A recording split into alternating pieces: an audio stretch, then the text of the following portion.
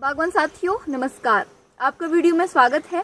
इस वीडियो में हम बात करेंगे, जैसा कि आप यहाँ पर देख पा रहे हैं, ये जो फ्रूट है ये वॉलनट साइज का हो गया है और थोड़े ही टाइम में ये यहाँ से आगे भी चला जाएगा। तो इस वीडियो में बात करेंगे कि वॉलनट के बाद भी हम अपना जो फ्रूट साइज है वो कैसे बढ़ा सकते हैं। देखिए, थोड़ा सा इसका कॉन्सेप्ट समझ लेते हैं क्या क्या है। हमारा जैसे ही फ्रूट सेट होता है उसके बाद लगभग 40 से 42 दिन तक, यानी कि वॉलनट तक हमारा सेल डिवीजन होता है फ्रूट के अंदर। उसी टाइम से स्टार्ट हो जाता है और वॉलनट तक चलता है।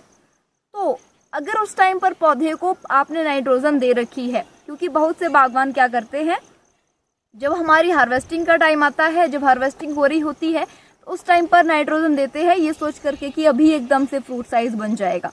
लेकिन उस टाइम पर ज़रूरत रहती है, क्योंकि पौधे के पास अगर ठीक मात्रा में नाइट्रोजन है तो सेल डिवीज़न ज़्यादा मात्रा में होता है। सेल डिवीज़न, जो सेल की संख्या है, कोशिकाओं की जो मात्रा है वो ज़्यादा बनती है, जिसकी वजह से हमारा जो फ्रूट साइज है वो भी बड़ा बनता है।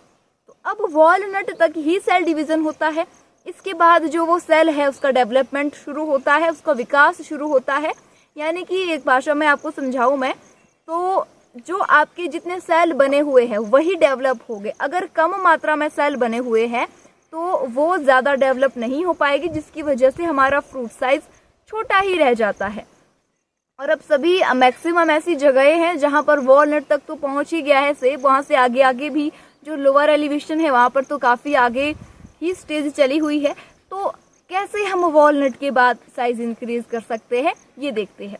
देखिए, आपको कहा जाता है ये एकदम आपको सावधानी से सुनना चाहिए और सावधानी से फॉलो भी करना चाहिए कि आपको पेटल फॉल से लेकर के वॉलनट तक पौधे को जो डोज आपको कही जाती है वो आपको नाइट्रोजन देनी है, उतनी मात्रा में आपको नाइट्रोजन देनी है। उसके बाद आप पौधे को नाइट्रोजन नहीं दे सकते हैं। अब नाइट्रोजन के थ्रू ही हम पौधे की जो साइज है वो बढ़ा सकते थे, लेकिन वॉलनट के बाद हम नहीं दे सकते हैं, क्योंकि वो आपका कलर इशू आता है, उससे आपका कलर में प्रॉब्लम आती है।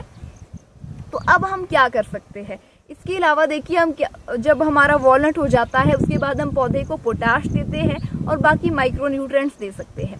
तो आइए डिटेल में समझते हैं आप क्या क्या कर सकते हैं। अभी भी अगर आपने पहले नाइट्रोजन नहीं दे रखी है, फ्रूट साइज छोटा लग रहा है, तो आप क्या क्या कर सकते हैं। देखिए, आप क्या करिएगा, सबसे पहले इसके बाद वैसे आपको कहा ही जाता है कि पोटाश देनी है। आप जैसे ही वॉलनट हो गया है उसके हफ्ते भर बाद से आपको पोटाश देना शुरू करनी है। और ऐसा नहीं कि मैंने पोटाश देने को कह दिया या फिर आपको कहीं से पता चला कि पोटाश आपको देनी है तो आपने एकदम से इकट्ठे ही ढेर सारी पोटाश डाल दी। ऐसा नहीं आपको करना है। सबसे पहली साल की जो डोज होती है पोटाश की वो सबसे कम होती है, अगली डोज बढ़ेगी और उससे अगली डोज और ज़्यादा बढ़ेगी, यानी कि जो मात्रा है वो पोटाश की अभी सबसे कम जाएगी। अब इसके अलावा आप जो पोटाश है वही नाइट्रोजन के बाद जो पोटाश नामक ये न्यूट्रेंट है वही फ्रूट साइज बढ़ाने में आपकी हेल्प करेगा। कैसे हेल्प करेगा? देखिए, क्या जो पोटाश है वो क्या करता है, हमारा जो पौधा है उसका स्ट्रक्चर थोड़ा सा समझ लेते हैं। आइए यहाँ पर देखते हैं। जो ये है पत्ते हैं, ये क्या करते हैं, कार्बोहाइड्रेट बनाते हैं, जिसको पौधा अपने मोटी ब्रांचेस में, अपने तने में स्टार्च के रूप में जमा करके रखता है। यानी कि कहीं ऐसी स्थिति पड़ गई कि पौधे के पास कार्बोहाइड्रेट ही नहीं है तो उस टाइम के लिए बचा करके रखता है। लेकिन आजकल जब पौधे पर फ्रूट होता है तो फ्रूट में क्या चाहिए, फ्रूट की क्वालिटी अच्छी बने। अब पौधा भी यही चाहेगा कि जो फ्रूट मुझ पर है उसकी क्वालिटी अच्छी बने। उसके लिए क्या करता है, अगर पोटाश पौधे के पास में है तो वो पोटाश क्या करेगा, इन जो तने में स्टोर स्टार्च है उसको वो शर्करा में कन्वर्ट करता है। यानी कि कार्बोहाइड्रेट, वैसे तो स्टार्च भी कार्बोहाइड्रेट ही होता है और शर्करा भी कार्बोहाइड्रेट ही होता है, लेकिन स्टार्च क्या होता है, एक पौधे के पास स्टोर करी हुई चीज़ है। और जब वो शर्करा में बदल जाता है तो यानी कि वो अब यूज़ करने के लिए आ गया है। तो पोटाश यही काम करता है, ये क्या करेगा, स्टार्च को शर्करा में कन्वर्ट करता है, जिससे कि जल्दी जल्दी से हमारी जो फ्रूट पर कलर भी आता है। सबसे पहले तो फ्रूट पर कलर आता है, दूसरा इसकी मिठास बढ़ती है और तीसरी चीज़ क्या करता है कि फ्रूट के अंदर ये अपना पल्प बढ़ाता है। तो ये काम पोटाश हमारा करता है। तो आपको पोटाश देना है। इसके अलावा आपको माइक्रो न्यूट्रिएंट्स की बराबर स्प्रे करनी होती है।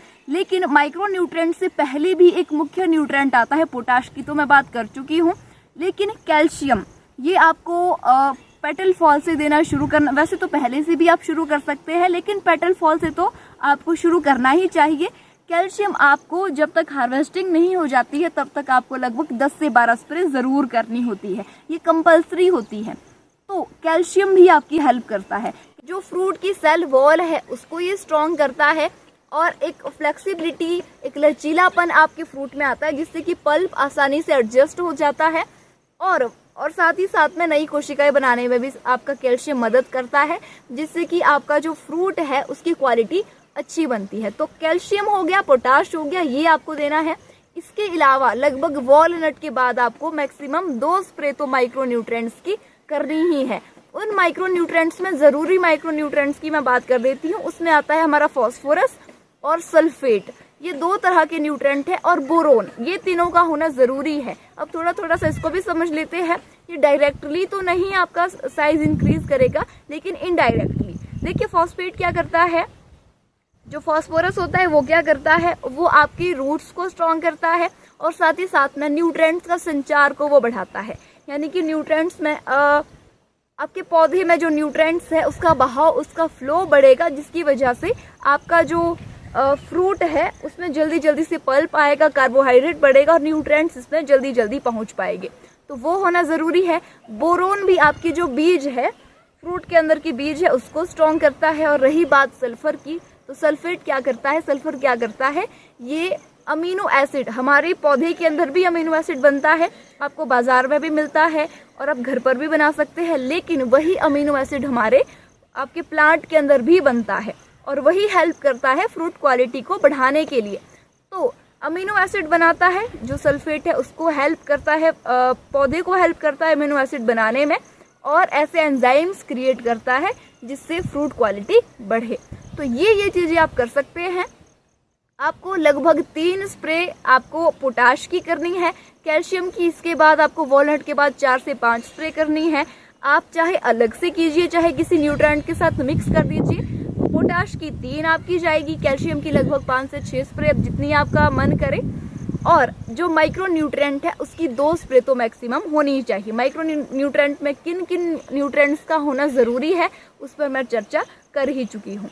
और जो बागवान नेचुरल फार्मिंग करते हैं वो एक बार अमीनो एसिड का यूज़ करेंगे और एक बार आप सप्तधान्यांकुर की स्प्रे करेंगे। आई होप आपके लिए वीडियो ज़रूर हेल्पफुल रही हो। तो मैंने भी यही प्रैक्टिसेस अपने बगीचे में अप्लाई कर रखी है। मैं कोई भी बाज़ार से प्रोडक्ट ला करके यूज़ नहीं करती हूँ, कोई पोटाश ला करके यूज़ नहीं कर रही हूँ। मैं सप्तधान्यांकुर की स्प्रे करती हूँ, अमीनो एसिड की स्प्रे करती हूँ और आसपास आपको साइज में दिखा देती हूँ।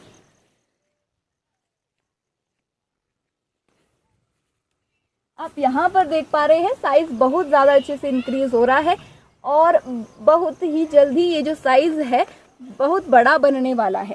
आप आसपास देख पा रहे हैं कितने अच्छे से ये साइज बढ़ रहा है। यहाँ पर भी आपने देखा जहाँ पर वीडियो पहले से शूट हुई है। तो ज़रूर आप अपने बगीचे में नेचुरल फार्मिंग कर सकते हैं और साइज बढ़ाने के लिए ये चीज़ें आप कर सकते हैं। ज़्यादा जानकारी के लिए सेब बागवानी से रिलेटेड, चाहे नेचुरल फार्मिंग से रिलेटेड हो, उसके लिए आप मेरा नीचे कमेंट बॉक्स में ग्रुप है उसको आप ज्वाइन कर सकते हैं।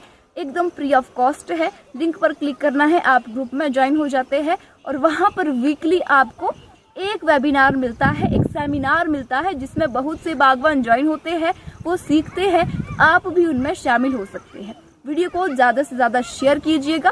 फेसबुक पेज पर नए हैं तो पेज को फॉलो करके ही जाइएगा। आपसे होगी मुलाकात अगली वीडियो में, तब तक के लिए नमस्कार, धन्यवाद, जय हिंद।